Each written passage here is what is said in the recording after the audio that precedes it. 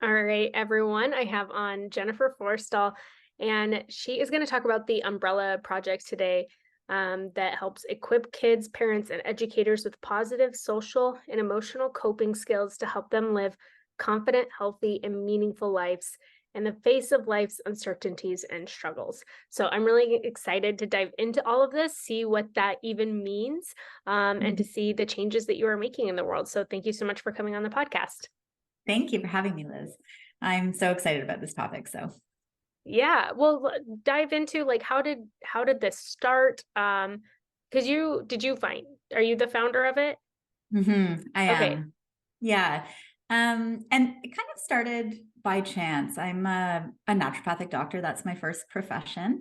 And in naturopathic medicine, we really try to think about how we might get ahead of challenges rather than just waiting for somebody to get sick and then trying to treat them. Part of what we do is trying to think about, what we can do in advance of getting sick. So maybe we can ward that off or make ourselves stronger, make our bodies more prepared for the challenges ahead.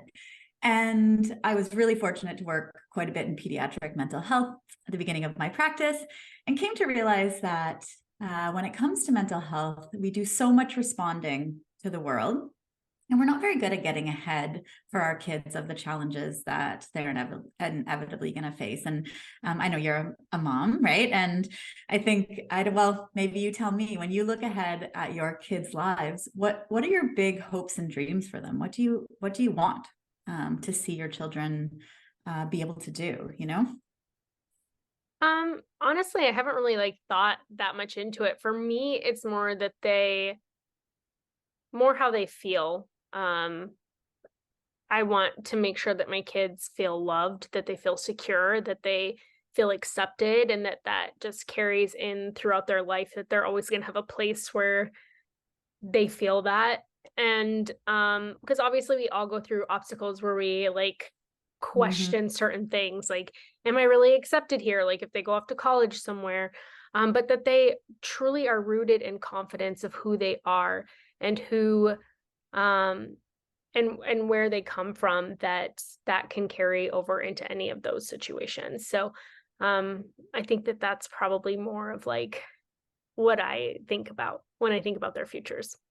Yeah. And I'm glad you said that because I feel exactly the same way about my kids. It's one thing to want them to have good report cards or, get a job that pays them a lot in the future. But I Right. think most parents at the really fundamental level want for our kids is that they can take on life, whatever comes their way. They can keep their sense of belonging. They can keep their sense of confidence. They can separate their self-worth from what other people are saying about them.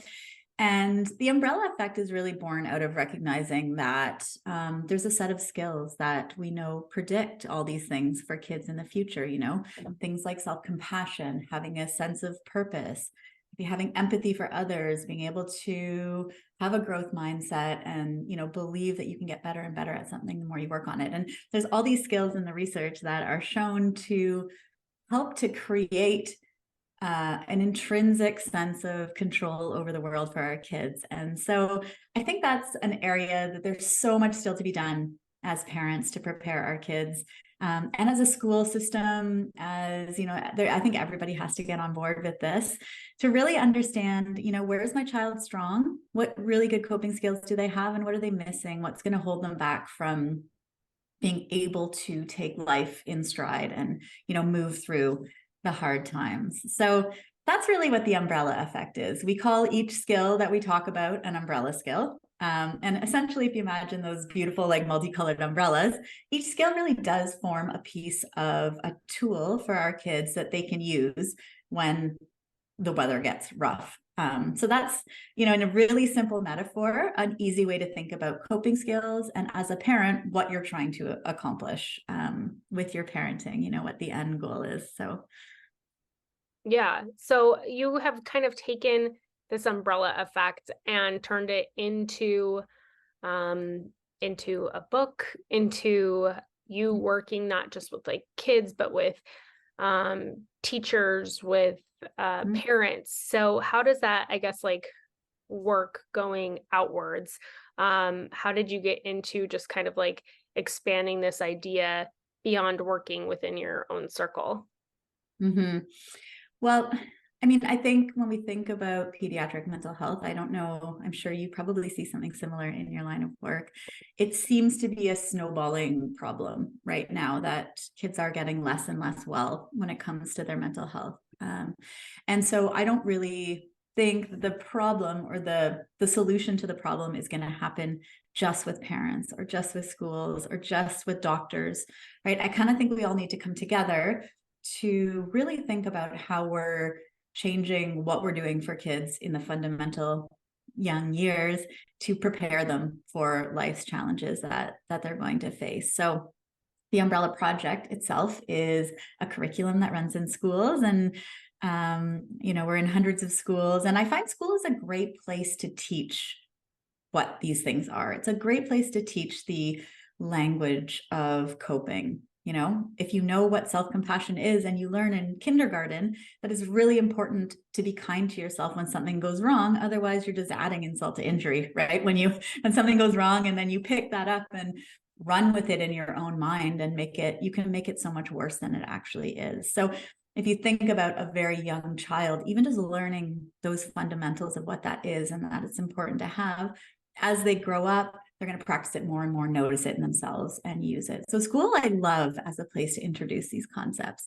But then kids need to go home and have that reinforced with their parents. So the Umbrella Effect book is all about what you can do as parents to recognize what your child needs next and how you can tweak your parenting to help to build these skills. Because I think when I look at parenting as a job, it's extremely overwhelming how much information is out there, how many different things we could do, to try to help our kids. But they're all so different. I mean, I see kids who are just brimming with gratitude and, so maybe a gratitude journal at the end of the day for them isn't what they need because they're already, using that skill a lot in their lives. But maybe on the other hand, they really struggle with empathy. And so they need to work on that skill a little more. So the Umbrella Effect, the book, is all about assessing your child's coping skills, understanding where they're really strong, and what are the little things that you could do as a parent, the one thing that would really change the course of how your child is coping. I'm all about one thing as a parent. It's a long game, I think, this parenting business, and it's easy to get swept up in the current of we have to do it all. But I know when I start to do that, I become a less effective parent. I don't know if you feel the same way, but there is a critical amount of things you can do before your own happiness starts to diminish. And then therefore, that's what your kids are seeing and modeling. Right. Can you maybe give us an example of one of these tools? Sure. Yeah. So let me think about what would be a good one. So, I mean, as a tool itself, in the Umbrella Effect, we have an assessment. So there's questions for each skill. So you can go through and answer for yourself. I usually recommend parents do it for themselves too, and then sit down with your child and help them answer. So as a big, broad tool, we have an assessment in the book and actually on our website that you can really nuance, what coping skills are missing. And then let's say something like self-compassion comes back as lowest for your child, which is very common. I think a couple of years ago, my daughter was probably 11 or 12 at the time. We do the Umbrella assessment here and there, to check in. And she'd been doing pretty well so far in the self-compassion department, but around grade 7, she did the Umbrella assessment and her self-compassion was just rock bottom.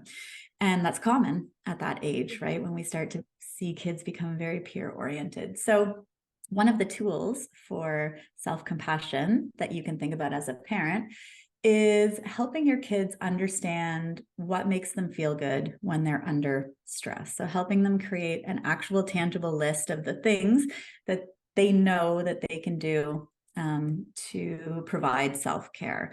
So maybe it's, taking a long bath or a shower or petting, the family dog or cuddling up and watching a movie or whatever, and I like kids to have a pretty voluminous list of things that they can turn to when they start to feel like things aren't going well for them, because it's a bit of self-leadership, but it's also self-compassion, right? Self-care is a good starting point for saying, I'm not feeling well. I'm worthy of love, not hatred.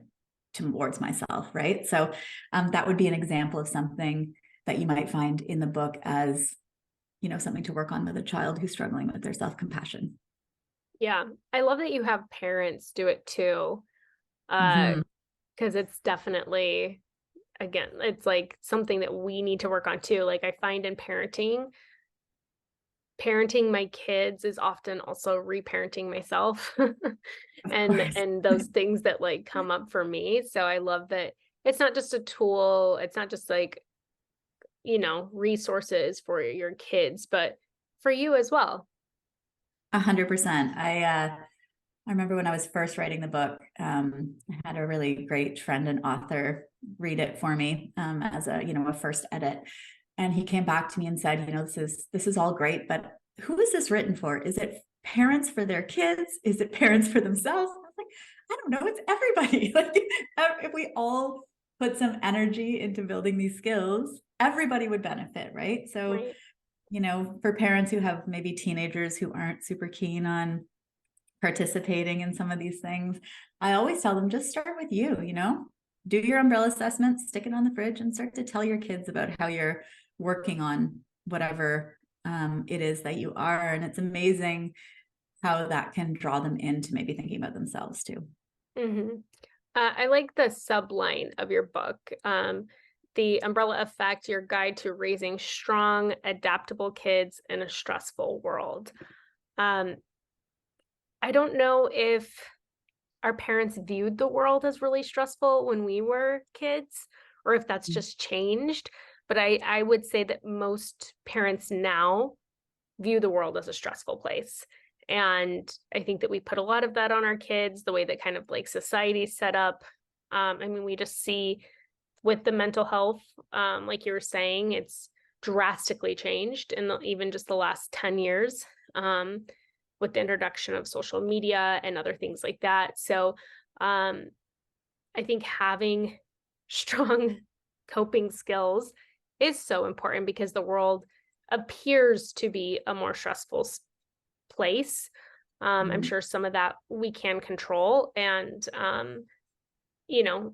shift our views probably a little bit on it as well. But raising strong kids, I feel like is also like one of those things. Like when you said, what do you want for your kids when what do you picture for them? And I think, yeah, that sense of belonging, the confidence, and also like just very strong. I have two daughters right now. So that they'll be strong women, that they will have no problem like standing up for themselves or setting Yeah. boundaries and not giving into peer pressure and not doing what other 15-year-old girls are doing right now. Like those Yeah. are things that I hope for them. And then that obviously starts with us and who we're allowing to parent our children.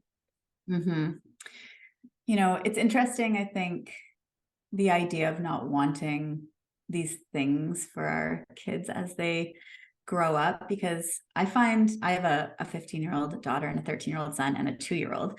And I find now that I'm kind of deeper into the parenting journey and into the teen years, I can really reflect back on how much control I had in the young years. For my 2-year-old, it's pretty easy to make his world the world that I want him to be in. I Mm-hmm. can choose who he plays with. I can choose what foods are in our house. I can, control quite a bit of his world. And I can remember the stages along the way of raising the other two. This almost like panic, like, no, I can't control this person saying these things to you and making you feel awful, and how it's shaping your personality, right? In those acute moments as a parent, it is gut wrenching to watch your kids walk the journey, I find, of growing up, because it's so impossible to keep them away from the stresses, the things that you thought you had a handle on, but you just don't. And so a big part of the umbrella effect in one of the chapters in the book is about how, as parents, we can take a deep breath and really try to see the long game of what it is to become a fully expressed human. And what that is those moments along the way that you're like, I really wished you didn't have to feel this. I really, really wished this was never coming for you. But Mhm. unfortunately, it did. And now what, right? Now, we have to learn how to take a deep breath and allow the stresses of our kids' lives to be the things that build their coping skills along the way. And as a parent, I think our job is really more to have a pulse on how our kids are navigating these things rather than wishing them not to exist in the first place. And it's so, Mhm. there's still many things like it doesn't get rid of my parenting anger at some of the peers that are around my kids, and it doesn't get rid of the stress and anxiety, but it does help me to take one step back and say, like, this is important for you. Mhm. In order to have a healthy body image, you need to feel this moment right now where, you feel like all your friends are thinner than you and you're wondering how you can look like them. And how are we going to walk through that? And how are we going to get to the next year and the next year where you start to accept who you are and understand what really matters? Like, I think that part of the parenting journey is a really important one for us to try as a tribe to figure out how we can hold space for each other as parents to walk our kids through these moments instead of working so hard to make them not happen. Mhm. Yeah. I I remember listening, I had a childhood psychologist on the podcast a couple years ago. I think his name was Dan, and he has a podcast called the Parenting Footprint podcast. I believe that's what it's called, or the Parent Footprint. And he had a different psychologist on there who was talking about control, like with your kids growing up. And like you're Mhm. saying, like this stage that I'm in, it's very easy for me to control some things. Most things, I mean, my oldest is almost 3. So I mean, there's times when we're like other places, and I'm not as strict about whatever, I'm like, whatever, we're Yeah. at somebody's house, you can eat that. Um, Although like I choose not to keep those certain things in my home or whatever it is. But she was talking about how our kids need to experience these things.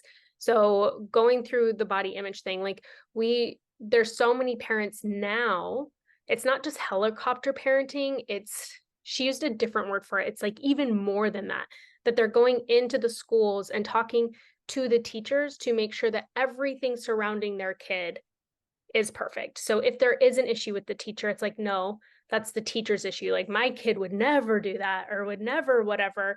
And not Mhm. taking responsibility, like not teaching their kids ownership, not teaching their kids the actual coping skills that we need for the world. And I found that really valuable because I'm like, man, like I do want to protect my kid. I don't want them to have to feel these different things, but they Yeah. have to. And what you can do is have that conversation, hold that space. Okay, like, how are we gonna get to this next phase? How are we going to handle this? Because Mhm. I think we kind of came like the pendulum kind of swung from we weren't talked to about those things as kids. Right. Like I didn't have those Yeah. conversations really with my mom. And then now we have these parents that are overprotective who like their kids can do no harm, can do no wrong. They're trying to make sure that everything around them is padded so that they never get hurt. But Yeah. they then enter into the real world and do not know how to cope. They don't know how to 100. experience life, to handle confrontation, to do any of these things. So learning these coping skills is so important and it can start at a young age. Totally. I always use a visual of like you have a parenting umbrella and you have a child who's underneath that umbrella. And when they're really little, that's where they should be, right? Under your umbrella of protection is where they belong. But that sort of hyper control of the environment is kind of like keeping your umbrella over your child all the time. And umbrellas, skills are built through practice. So we know that kids have to go out into the world. And as they do, and as stresses happen, slowly their bodies and their brains begin to adapt to stress and they get better and better at adapting, right? So that sort of visual of keeping your child always under your umbrella of protection as they grow up, as soon as you take that umbrella away, they don't have their own. They Right. haven't built their own tool, right? Instead of thinking about parenting like a gradual withdrawal of your umbrella. And you do see that with kids who don't have these skills. They're constantly either trying to get the parent to fix problems for them, or they're looking for somebody else's umbrella to stand under. We won't just let ourselves be vulnerable to the rain, but then you're always at the mercy of having somebody else to help you, right? So, and at the same time, I think it is completely and 100% natural for parents to want to protect their children and take away pain Totally. and suffering. I can't think actually of a higher level of pain or suffering that I personally feel than when my kids are struggling. None of my struggles even remotely compare to the amount of pain that I feel when they're struggling. So it makes sense biologically and evolutionarily that we want to do that. But in the world we live in now, we're robbing our kids of the chance to build their own skills if we micromanage their environment like that to the extreme, because eventually, that doesn't work at their workplace when they're 25 and their boss wants something to be done. When, as a parent, when you try to call them and say, I'm so sorry, my son, he just had a rough weekend, he's pretty tired, so he couldn't get his work done. You're going to hear a lot of sorry, that's not going to work Right. around here. Right. Totally. Right. So at some point we have to be okay with our children feeling the pain of the world.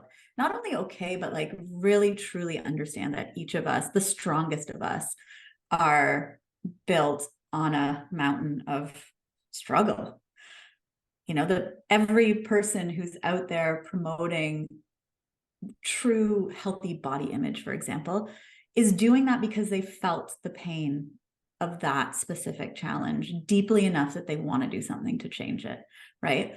Every person who is not, it's how we evolve, right? Pain leads to strength.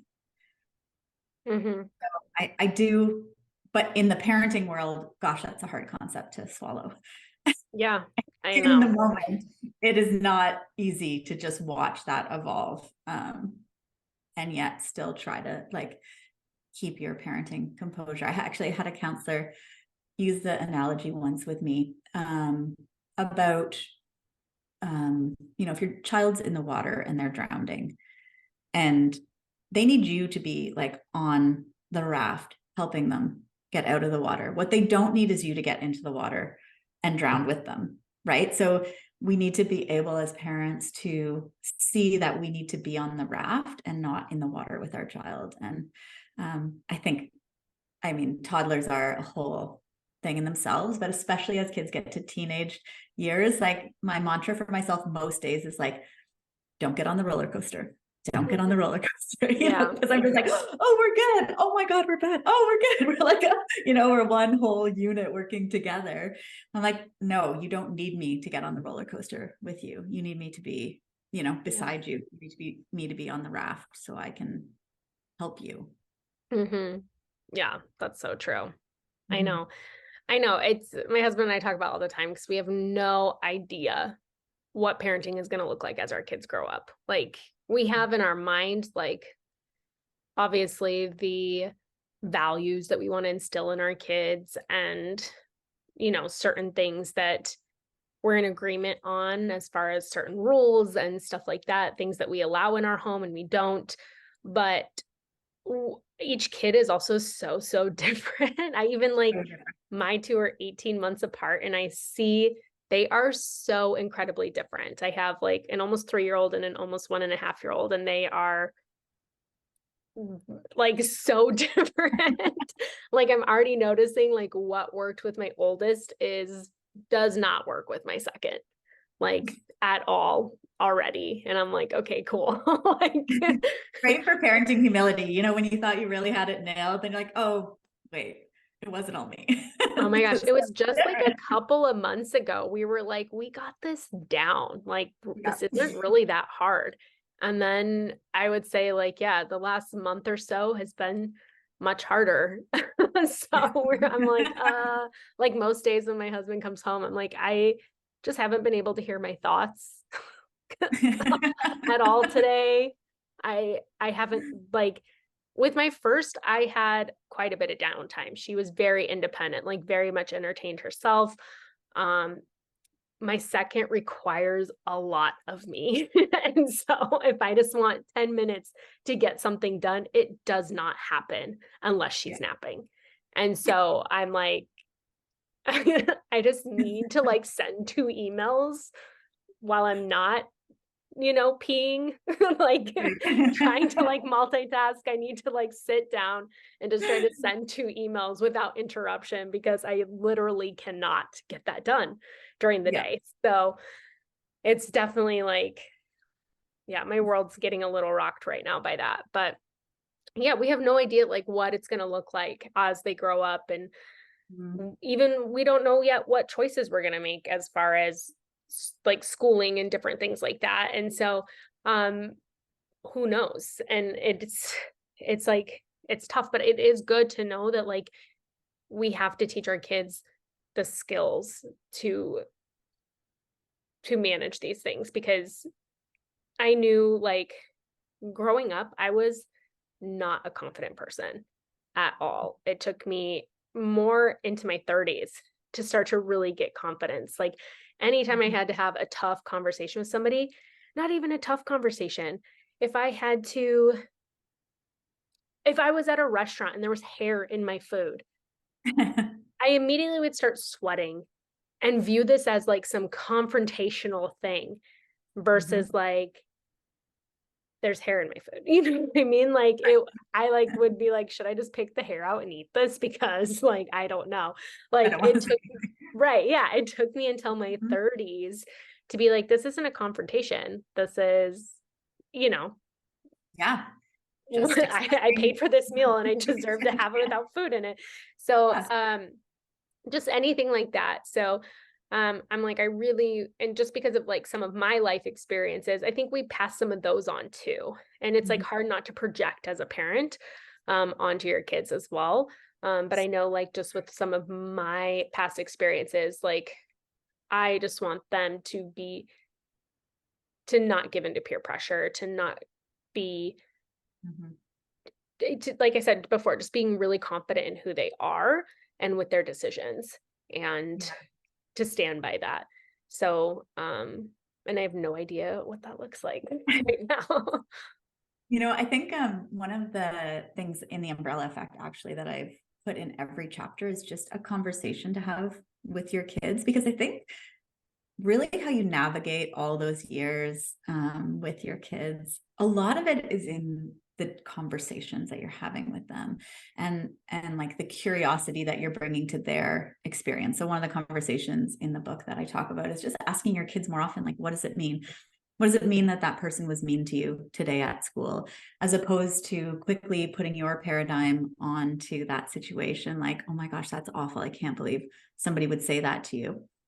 I mean, that's your view and comes from your experience, right? And your feelings might not be at all what your kids are thinking about the experience that they're having. Right. So I really like, as early as possible, to think about your kids as not an extension of you, not yours, but like another little participating member of your household who is like their completely own person. That I think we take a lot more ownership in how our kids are turning out than sometimes we need to as parents, because they really are their own little human. They are not an extension of us. They're not ours to own.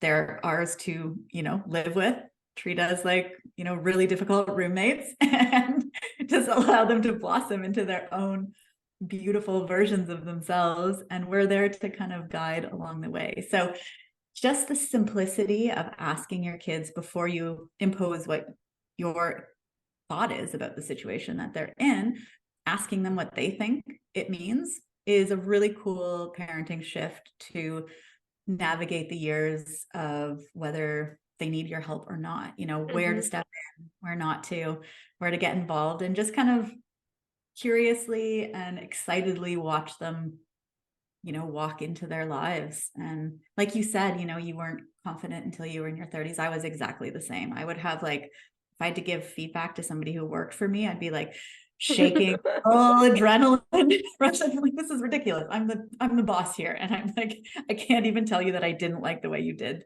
something, which is besides the point, but that's a long time. Think of our parents watching us through all the ways that that affected us along the way. And we're going to have those things for our kids, right? There's going to be areas where until they're 40, we're not going to be able to breathe a sigh of relief and be like, okay, finally got, you're finally confident in this area.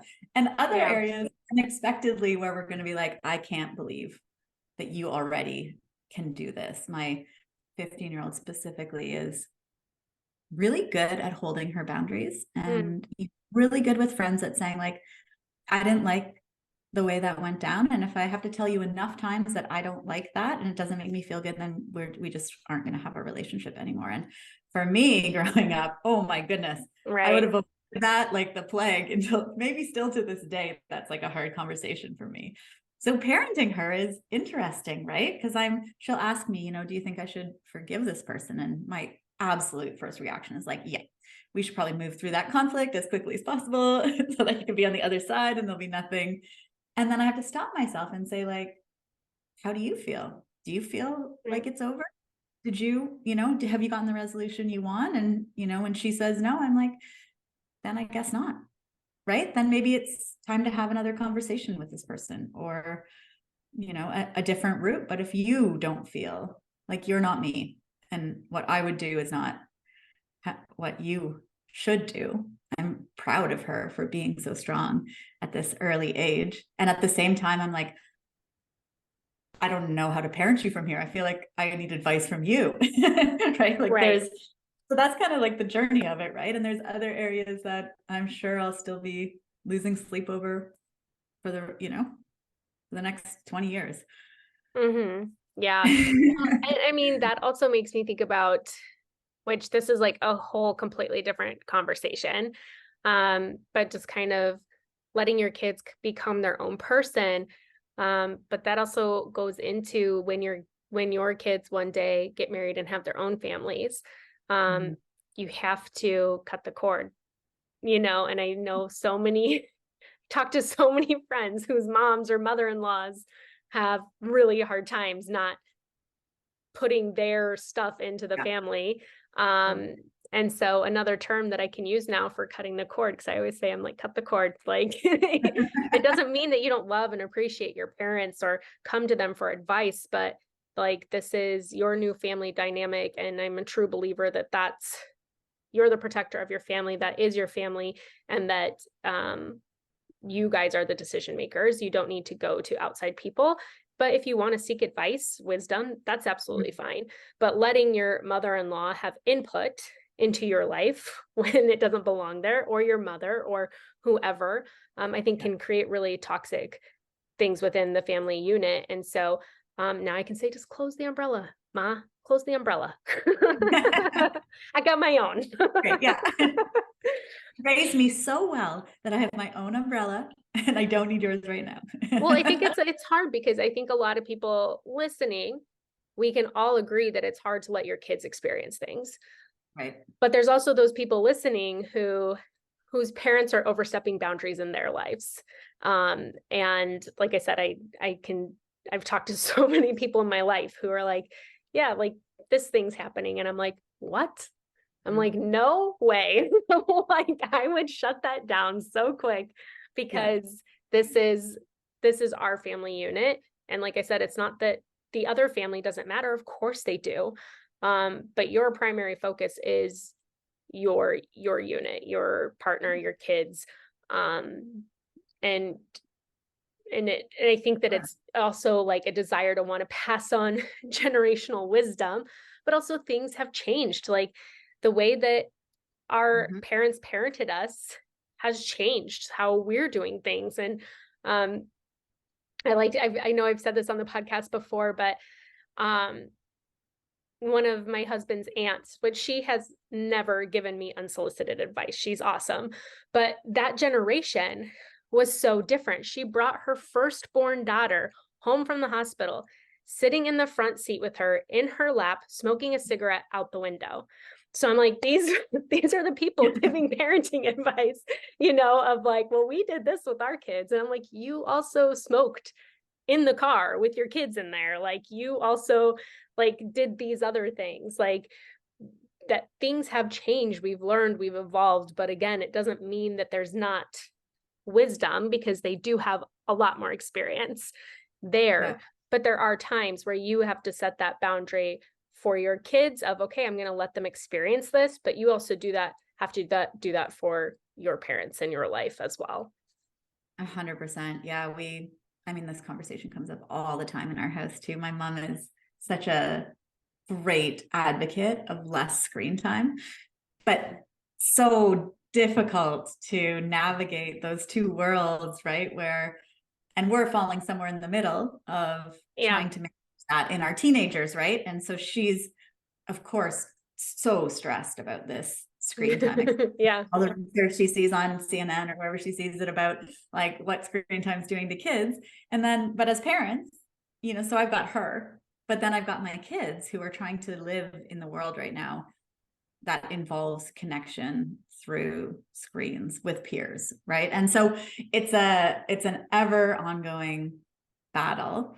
But I like the question for like that other generation, like what do you understand about the impact of screen time? Just let them, get their wisdom, right? And really engage them, or like, help me understand what you're most worried about here, right? And that gives them a chance to just get to the root of what's going on. Like, what are you worried about? Okay, now you've said what you're worried about, and I'm going to take that with me. Thank you for sharing, and off we go, right? Mm-hmm. Because it is like, I would say, half of the adult patients that I see have a difficult relationship with an in-law or with their own parents. And when it comes to control, right? It's that sort of tiered downward. Everybody wants to control the generation underneath them. And now that I'm a parent, I understand why that is, because, I don't know if it ever goes away, that desire for that to see the best happen for your kids. But the earlier we can practice the skill of just like pushing back a little bit, waiting and seeing what's going to happen instead of jumping in and intervening quickly on every single challenge, is going to make you a great grandparent. when you finally get there, that's the grandparent skill you need. The ability to like step back and be like, I wonder what's going to happen. I'm just going to watch and see. Right. Yeah. I feel like I try to do that like with my toddlers a little bit sometimes. Yeah. Because it's really easy for me to get after my oldest when they're fighting wrestling, because she's bigger. She's the one, but I'm trying not to as much because my little one's getting pretty scrappy. So she's already a hair puller and pincher and biter. So when they're fighting, she doesn't do it to me, but if her and her sister are like wrestling around and fighting, she has no problem taking a chunk of hair. So like almost like setting back and seeing what's gonna happen. Like if they're gonna get seriously hurt, like I intervene. But if they're like just kind of messing around and they're like, Mom, she took, like whatever, I'm trying to see if they can like work things out themselves like a little bit before like automatically jumping in, because that's like my go-to. My go-to is, okay, who did what, blah blah blah blah blah, but being like, all right, can they work this out? And I'm just starting to like do that, like assessing the situation and seeing if I need to intervene versus like, okay, can I give them like a little bit of time to see if they're going to work this out? And I feel like that's even been helpful, because I feel like I have to like referee everything all the time. And it's like, maybe she will just give her the book to read and they'll get over it. It's a really great example of like skills being built that in the moment, I mean, it's nobody likes their kids fighting. It's just a really tough parenting moment. However, really fundamental skills might be being built, like how to fight back against somebody who's bigger than you, how to, and I think that the more you can step back and just let things evolve as they will, the more you might see those things coming out in your kids. And so I think also most important to remember is that you're not going to see it right after the incident. You're not like, I'm going to step back. They're going to have a brawl. I'm not going to intervene. At the end of it, the goal is probably not that your oldest daughter is like, okay, I'm going to give you the book now. And your youngest daughter's like, yeah, I stood up for myself and everything, you know, we all got it figured out. But like a year down the road, after repetition, right, you start to see these patterns evolving in your kids. You hear the echoes of things you've said in the past that have really sunk in. So it's important to remember, like, keep trying. And in all those moments when you step back, like, I'm not going to get, this isn't going to be easy right now. And it's not going to have the resolution that I want it to. My daughter had, she's in grade 9 and had some conflict with a friend this year. And it was months of her feeling pretty stressed about it and trying things and it not working out, you know, like it was a long ongoing sort of challenge. And in the moment, every day I was like, oh, I really want to call this girl's mom, or I want to like do something. Like, so this is so stressful. I hate this. I hate watching this happen. You know, I feel like I could get involved and make it easier or better. But by the end of the year, the skills that I could see in my daughter and the ability to stand up, to see what happens when you stand up for yourself and how it all kind of shakes out over and over again, has definitely made her stronger and given her coping skills for the next time she faces that. So I think it's important also to just do it, right? Life is a great teacher. We don't need to, a great teacher is not always a parent sitting down every single time with their kids. Okay, what happened here? Who was right? Who was wrong? Who said sorry? Who didn't say sorry? Who was kind? Who, right? Mm-hmm. Sometimes it's just like, okay, let's see what happens, right? Let's let this play out. And then you slowly see these cool skills evolving in your kids. Mm-hmm. Yeah. My sister is 2 years younger than me, and we both took up tennis last year. She's 2 years younger than me. And we're about the same level. And she has absolutely no problem beating me and like rubbing it in. But I, as the older sister, still to this day in our 40s, have a reaction to beating her where I'm like, I probably shouldn't. I'm older. Right? Like, because I'm the older one. So if she loses a point, I can feel myself holding back on the next one to try to make it more even. It's absolutely crazy how those moments along the way have shaped her into being like, absolutely, I will take you down if I can. Right. Yeah. Be like, nope, I'm the older. Like, it's probably a disadvantage now that I'm older, right? So, yeah. But I'm like, nope, can't beat her. No, I can't. And if I did, oh my gosh, can't rub it in. So just remember that's so funny. Kids fight with each other, because it creates long patterns in the way you think about the world. Yeah, that's so funny. I have no problem like playing sorry with my nieces and nephews and not taking it easy and beating them. Like I'm like you gotta learn. I'm not gonna play nice. Obviously with certain things I would, but I'm definitely I'm very competitive when it comes to certain things. If it's something that I know I'm not good at, I'm not competitive, because I'm like, why would I be competitive in this thing that somebody else is obviously gonna beat me in? But only the things you can win. Yeah, exactly. If I have a chance of winning, I am very competitive. But yeah, it's super interesting. I think too, like I said, we project like onto our kids. And so when my oldest first started like beating up on my second, I feel like I was probably a little too hard on her because I was the youngest and I always got beat up on.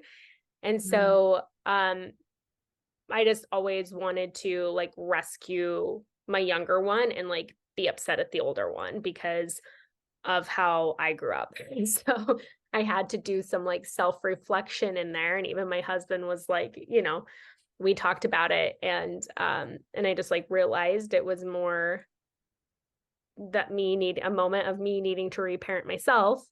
And they're siblings. They're really close in age. They're gonna wrestle, they're gonna fight, they're going to do all of that. It's totally normal. And again, that's where they start learning a lot of skills that you take out into the rest of the world.